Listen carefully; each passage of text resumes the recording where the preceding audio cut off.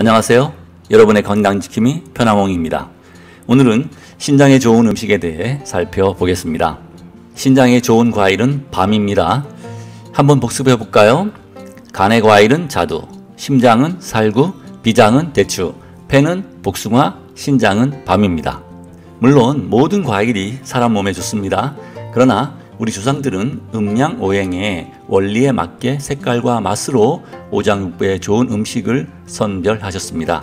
상징적인 의미와 함께 실제로도 해당 장기에 기운을 주는 효과가 탁월하니 참고해 두시면 유익하리라 생각됩니다. 밤은 떫은 맛을 냅니다. 오미에 떫은 맛이 포함되지 않았으나 사실은 신장에 좋은 역할을 합니다.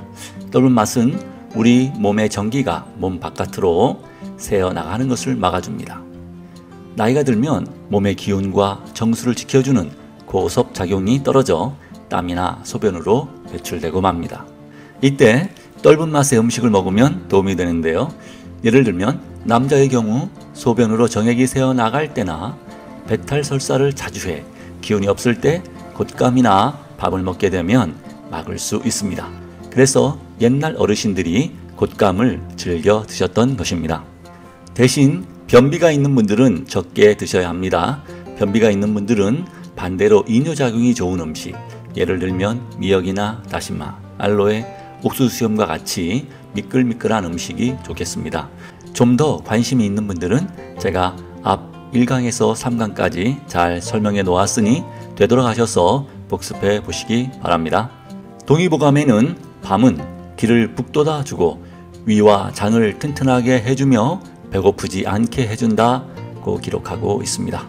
밤은 달고 짠맛의 따뜻한 성질로 위장 기능을 강화하는 과당이 함유되어 있어 위장이 약한 사람에게 도움이 됩니다.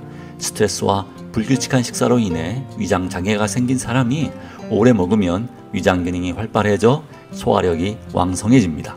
또한 밤은 냉한 속을 따뜻하게 해주고 설사와 배탈이 잦은 사람에게 도움이 됩니다.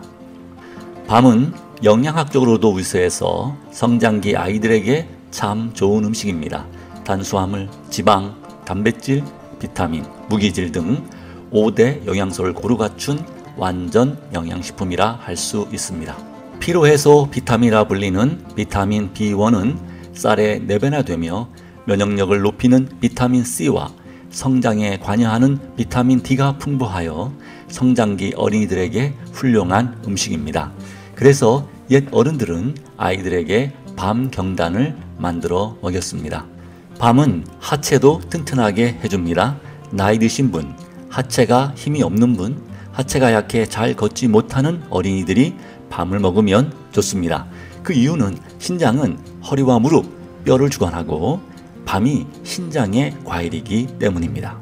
그러면 밤은 어떻게 먹는 것이 가장 좋을까요? 구워 먹는 겁니다. 그것도 겉만 익히고 속은 살짝 덜 익혀 먹으면 좋습니다.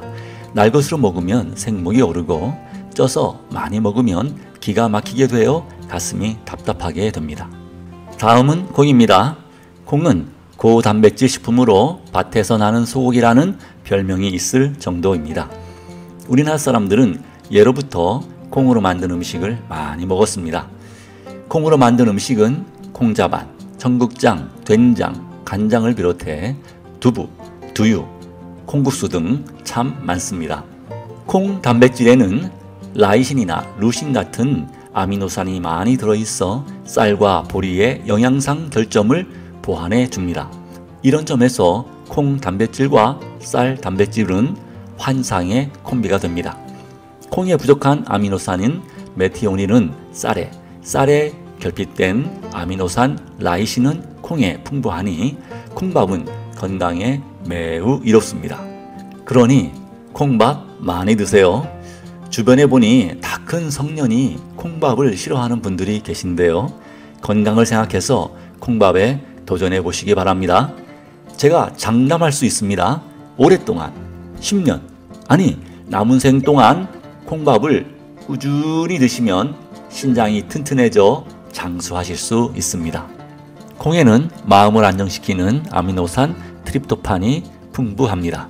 트립토판은 졸음을 유도하는 수면 호르몬인 멜라토닌의 원료입니다. 그러므로 잠자기 1시간쯤에 우유와 두유를 반반씩 넣고 약한 불로 따뜻하게 데운 핫밀크 두유를 마시면 부작용이 전혀 없는 천연 수면제 역할을 합니다. 콩은 뇌 발달을 돕는 브레인 푸드입니다.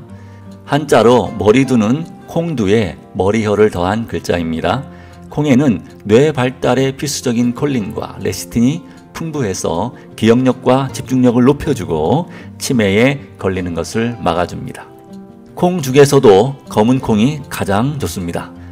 농촌진흥청 콩연구팀이 검은 콩에 들어있다고 알려진 3개의 안토시아닌 외에 6개의 안토시아닌 색소가 더 들어있다고 발표를 했는데요. 이 안토시아닌은 햇빛을 받아 노화가 촉진되는 광노화를 효과적으로 막아준다고 합니다. 본초 강목에는 흑두는 신장을 다스리고 부종을 없애며 혈액순환을 활발히 하고 모든 약에 독을 푼다고 했습니다. 검은 콩은 여성에게도 유익합니다. 콩에 식물성 여성 호르몬 이소플라본이 많이 함유되어 있기 때문인데요. 이 성분은 여성의 유방암, 자궁암, 갱년기 증상을 예방하는 최고의 성분으로 알려졌습니다. 검은 콩은 피부 미용에 좋습니다. 검은 콩의 천연 토코페놀 성분이 피부를 탄력 있게 해주며 자외선으로 인한 기미, 주근깨를 없애줍니다. 장희빈의 남자 숙종은 다른 왕들에 비해 건강했습니다. 그의 건강 비결은 검은색 음식을 즐긴 데 있습니다. 특히 오골계에 검은 콩, 검은 깨, 검은 쌀을 넣고 2시간 정도 푹 고아 고기와 국물을 먹었다고 합니다. 다음은 팥입니다. 왜 우리 조상들은 신장을 콩팥이라고 불렀을까요? 신장의 모양은 콩과 같고 색깔은 팥과 같이 붉게 생겼다고 그렇게 붙였다고 합니다. 옛날엔 동짓날 팥죽을 쑤어 대문이나 장독대에 뿌려 액을 맞고 잡기를 쫓았습니다. 동양에서는 귀신을 음기가 강하게 뭉친 것으로 보아 양기를 강하게 하면 귀신이 붙지 않는다고 생각했습니다. 양기의 상징인 불의 색인 붉은색이 귀신을 쫓는 힘이 있다고 믿어 붉은색의 팥죽을 음기가 가장 강한 동지에 해 먹었던 것입니다. 추운 겨울이라 사랑방에서 먹고 놀다 보니 살이 찌고 배가 나왔을 때 이뇨작용이 뛰어난 팥을 먹어 노폐물도 배출해주고 뱃살도 들어가게 하는 효과를 얻었던 것입니다. 옛 어른들이 찐빵에 속으로 팥 앙금을 넣는 이유를 알고 계신가요? 그것은 팥이 밀가루의 열독을 풀어주기 때문입니다. 팥은 달고 신맛에 약간 서늘한 성질로 뜨거운 성질의 밀가루와는 궁합이 잘 맞기 때문입니다. 그런데 현대인들은 열성인 밀가루 빵을 먹을 때 뜨거운 성질의 기름에 튀겨 먹거나 크림을 넣어 먹거나 소시나 고기를 넣어 먹기 때문에 비만이 되고 고혈압이 생기고 심혈관 질환에 걸리게 되는 겁니다.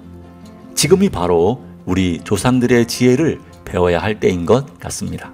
다음은 검은깨입니다. 동의보감에는 호마는 성질이 평하고 맛이 달며 독이 없다. 기운을 돋고 살찌게 하며 골수와 뇌수를 충실하게 하고 힘줄과 뼈를 튼튼하게 하며 오장을 눕혀준다.